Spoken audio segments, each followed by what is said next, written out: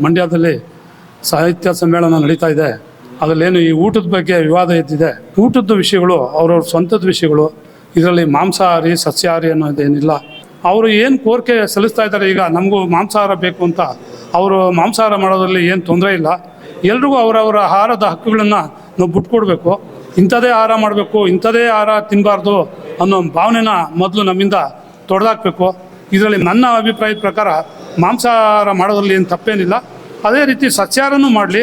ಎಲ್ಲರೂ ಈಗ ಏನಂದರೆ ನಮ್ಮದು ವಿಭಿನ್ನ ಸಂಸ್ಕೃತಿ, ಅದರಿಂದ ಎಲ್ಲರೂ ಎಲ್ಲ ರೀತಿಯಲ್ಲೂ ಅವರವರ ಊಟಗಳು ಮಾಡೋದ್ರಲ್ಲಿ ಅವರವರ ಒಂದು ಅನುಕೂಲಕ್ಕೆ ತಕ್ಕಂತೆ ಅವರವ್ರು ಏನು ಮೊದಲಿಂದ ಬೆಳೆಸ್ಕೊಂಬಂದಿದ್ದಾರೆ ಆಹಾರ ಪದ್ಧತಿಗಳನ್ನು ಅದನ್ನು ರೂಢಿಸ್ಕೊಳ್ಳೋದ್ರಲ್ಲಿ ತಪ್ಪೇನಿಲ್ಲ ಅಂತ ಹೇಳಿ ಸಾಹಿತ್ಯ ಪರಿಷತ್ನವರು ಈ ವಿಷಯದಲ್ಲಿ ಚಿಂತನೆ ಮಾಡಿ ಇದಕ್ಕೆ ಅವಕಾಶ ಮಾಡಿಕೊಡ್ಬೇಕು ಅಂತ ಹೇಳ್ತೀನಿ.